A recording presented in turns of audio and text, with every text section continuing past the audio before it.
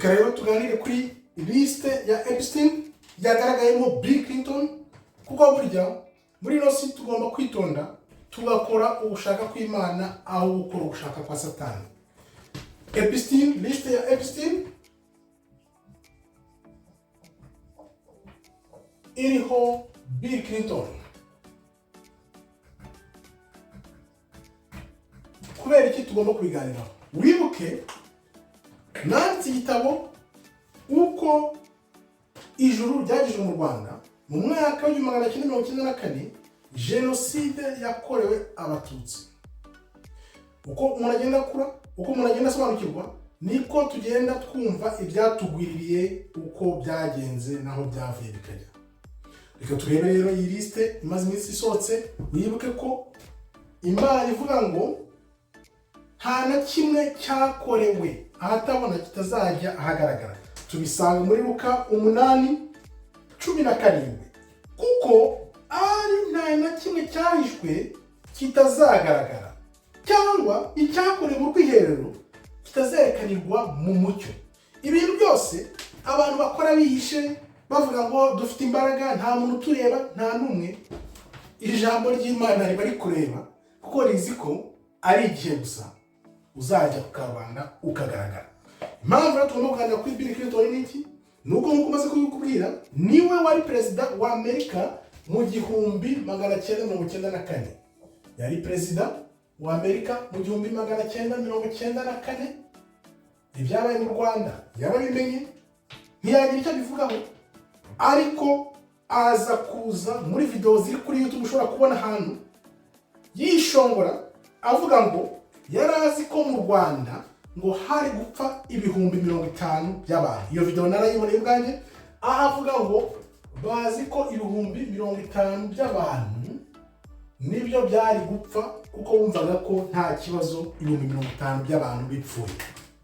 Ibaze nawe umuperezida ntavuze abantu 5 cyangwa 10 cyangwa 500 umuntu wese kugira ngo abure ubuzima burya ku Mana ni ibintu bikomeye, ariko yaravuze ngo yarazi ko ibihumbi 50 ari byo byari gupfa muri Jenoside yakorewe Abatutsi.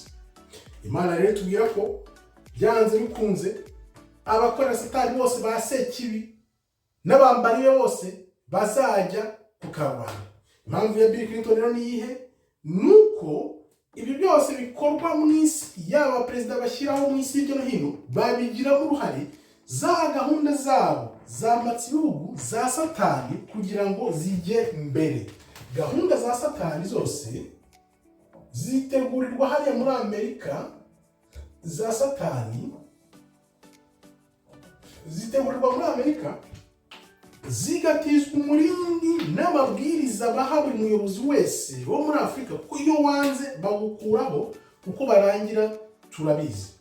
Bill Clinton rero n'umugore bakaba bazwi mu bintu by'ibibazo abantu hirya no hino ku isi bagenda bahura nabyo.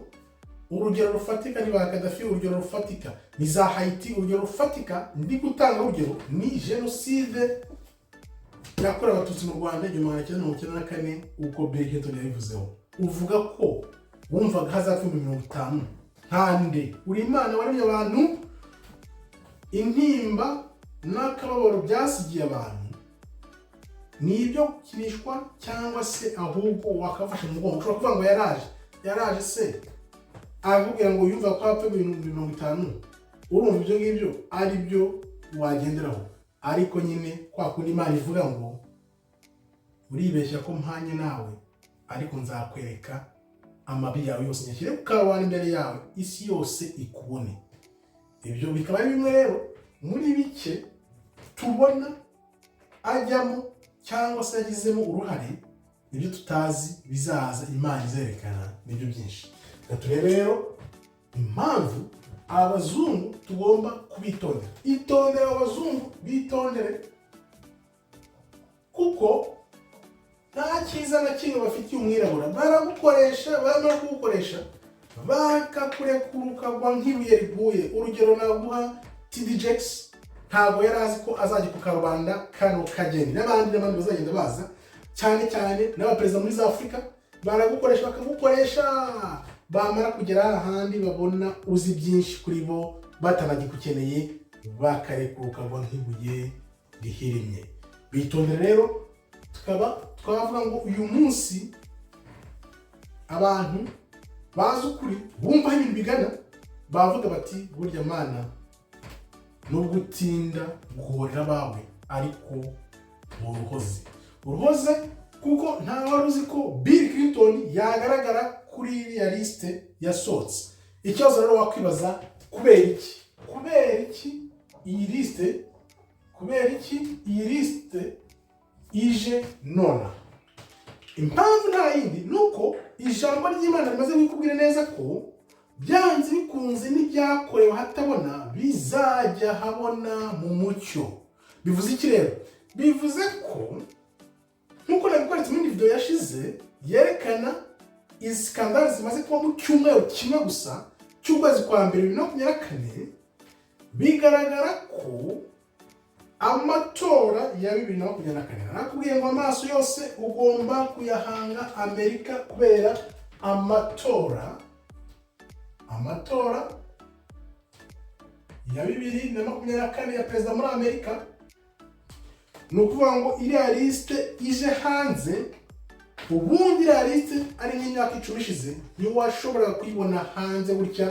Hariho abaperezida, hariho ba Obama, hariho ba Trump, hariho ba Bill Clinton, hariho abantu benshi bakomeye ku buryo bivuze iki. Nukuvuga ngo bari gukora umuntu iyozabwonko kugira ngo bariya barimo turebe ko bataye igihe tubavane icyizere, none bari gutegura abandi bashya hano bazakuzanira. Ntuzagira amahitamo kuko amahitamo wari kugira ari muri ba bandi bafite ubusembwa, baguhaye abandi bashya badafite abahuriye n'ibyo bintu bya Epstein. Iyo liste nukuvuga ngo byanze bikunze amahitamo bamaze kuyakorera kuko ntuzajya kuri abo bantu ubusenga, uzatangira kujya guhitamo muri abo bashyashya bakuzaniye. Aya matora rero habayo mpamvu nkubwira ngo amaso yose agomba guhanga Amerika, cyane kuri aya matora ya 2024 ya perezida muri Amerika. Aho umunsi rero twavuga nk'abanyarwanda w'intsinzi kubona Bill Clinton ari kuri kiriya liste, amabi yawo bagiye bakora abantu bacu byibuze imbere y'Imana bakavuga bati tubonye ubutabera, kuko abantu baduteranye, abantu badukinye ku mubyimba ngo hari tubana 50 gusa. Imana iri kugenda ibagerera mu kebo bagereyemo abanyarwanda.